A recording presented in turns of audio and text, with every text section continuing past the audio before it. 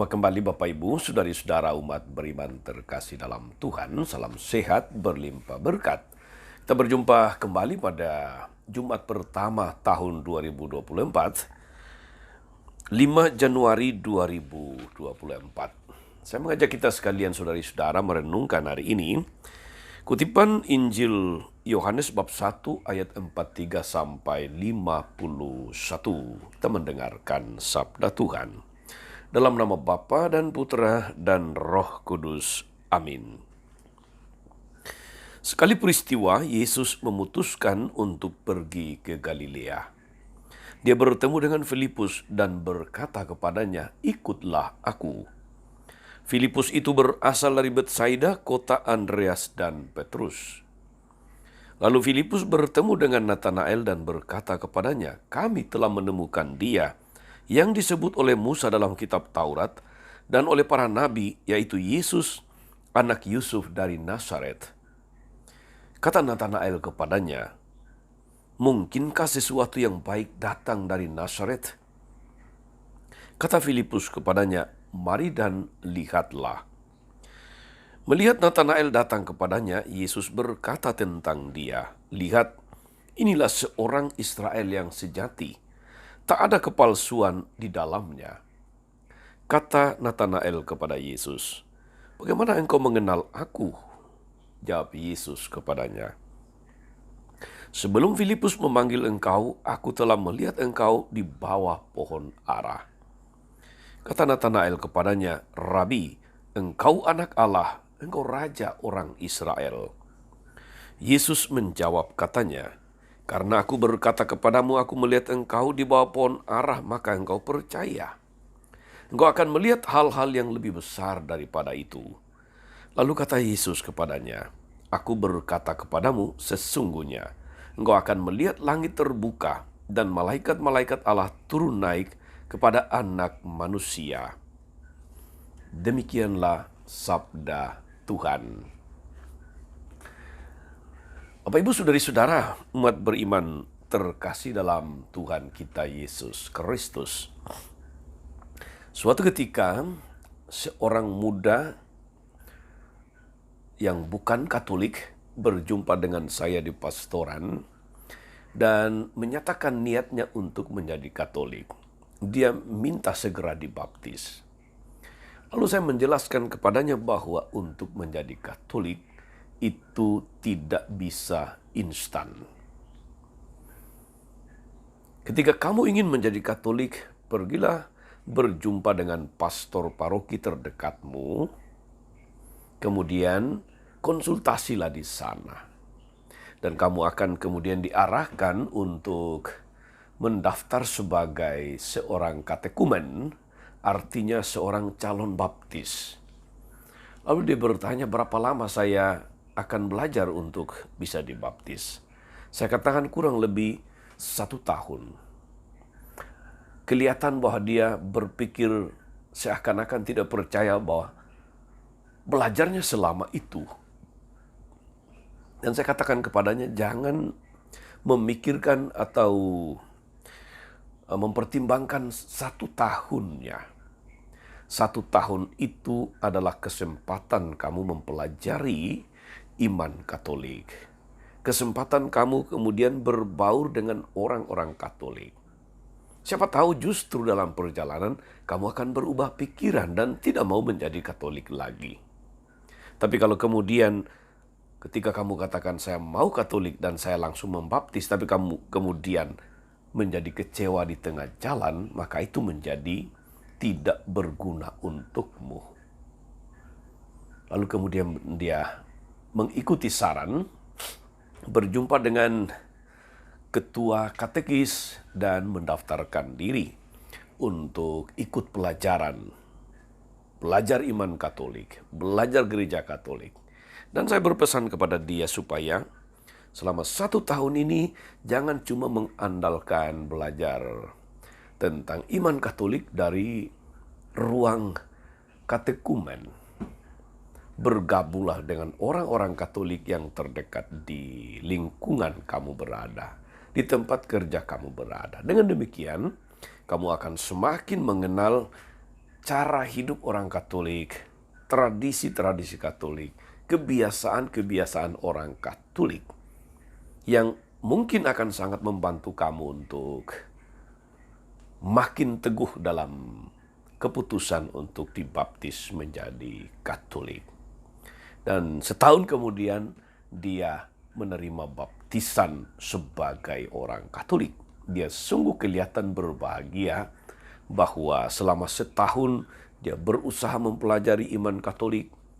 Kadang-kadang di luar pelajaran katekumen, dia datang untuk berdiskusi tentang tema-tema tertentu, tentang tradisi-tradisi Katolik tertentu, ingin memperdalamnya lebih lagi secara pribadi.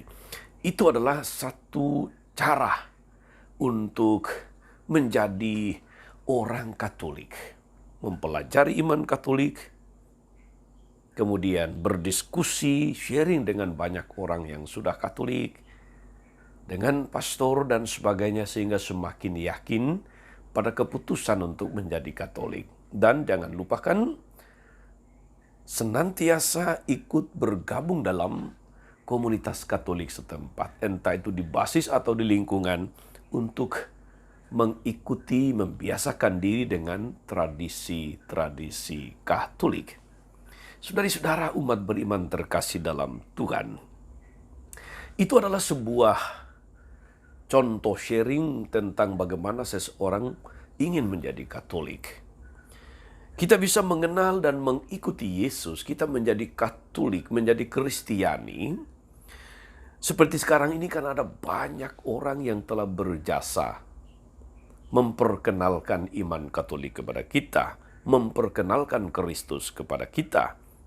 Bisa jadi itu adalah orang tua kita, karena kita memang lahir dalam keluarga Katolik, dan kebiasaan-kebiasaan Katolik yang terbangun di rumah, dalam keluarga. Bisa jadi kita mengenal atau mengikuti Kristus karena sahabat kita, karena katekis, karena romo atau pastor, karena suster, karena siapa saja yang membuat Anda tertarik menjadi orang Katolik.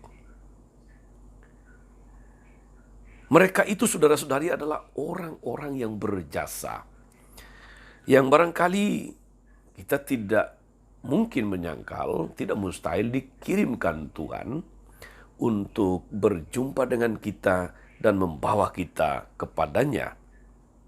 Dan tentu mereka berjasa dalam proses pertumbuhan iman kita. Mereka telah mengantar kita kepada Tuhan.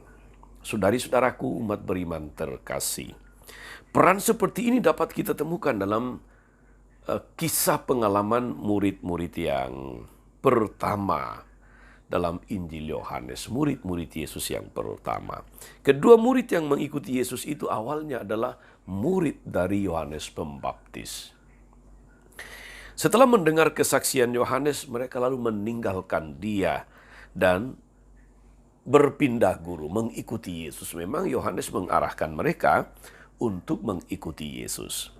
Salah seorang yang mengikuti Yesus itu adalah Andreas, saudara Simon. Ketika bertemu dengan Simon, Andreas berbagi kegembiraan, berbagi pengalaman karena dia telah berjumpa dengan Yesus. Dengan mengatakan, kami telah menemukan dia, kami telah menemukan Mesias. Lalu kemudian dia membawa Simon kepada Yesus. Simon kemudian mengikuti Yesus. Saudari-saudara, umat beriman terkasih dalam Tuhan, Yesus menjawab pertanyaan murid-murid Yohanes tadi yang datang. Hendak mengikuti dia. Dan kemudian mereka bertanya, Rabi, di manakah engkau tinggal? Yesus menjawab, mari dan kamu akan melihat di mana aku tinggal. Mari dan kamu akan melihatnya. Saudari-saudara, umat beriman terkasih dalam Tuhan, kita melihat pribadi-pribadi yang berperan mengantar orang sampai kepada Yesus. Mari dan kamu akan melihatnya. Calon baptis tadi yang berjumpa dengan saya, ketika dia datang untuk menyatakan maksud minta menjadi orang Katolik, minta dibaptis, saya menuntun dia untuk mengikuti proses menjadi seorang Katolik. Tidak bisa instan, tidak bisa dalam sekejap. Kamu tak bisa menjadi Katolik tanpa mengenal Katolik lebih dahulu. Dengan mengajak dia mengikuti proses itu, selain belajar, tapi juga bergabung dalam komunitas umat di basis atau di lingkungan, dalam arti tertentu saya mengajak dia untuk mengatakan, mari dan kamu akan melihatnya.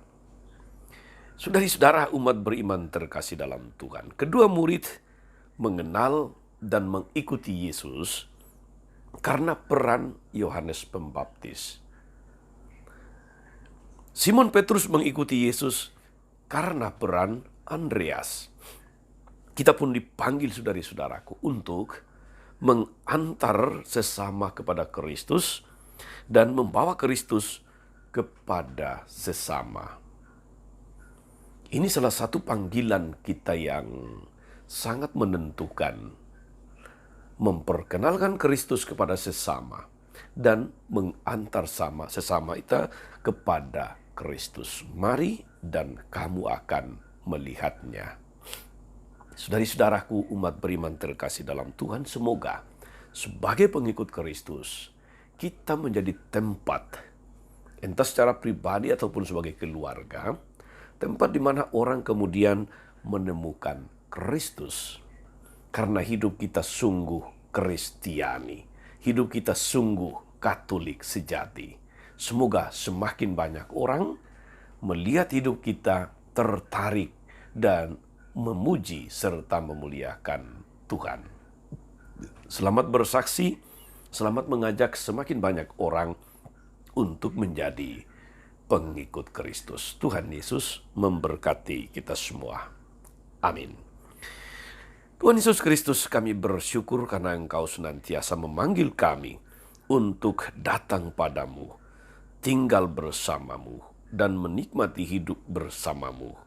Mari dan kamu akan melihatnya. Demikian sapaanmu kepada mereka yang mau mengikuti Engkau. Semoga kami pun senantiasa tergerak, terdorong untuk datang kepadamu dan membawa semakin banyak orang untuk mengenal Engkau, menikmati ketenangan, menikmati kebahagiaan sebagai pengikut-pengikut-Mu, sebagai Engkaulah Tuhan dan pengantara kami sepanjang segala masa. Amin. Saudari-saudara sekalian, berkat Allah turun atas saudari-saudara, atas mereka yang kita doakan atau kita janjikan doa. Mereka yang sakit dan menderita, segala rencana karya pelayanan hari ini, Bapa, Putra, dan Roh Kudus. Amin. Tetap sehat dan teruslah menjadi berkat. Jangan lupa like, subscribe, nyalakan lonceng notifikasinya. Salam 52, Tuhan memberkati.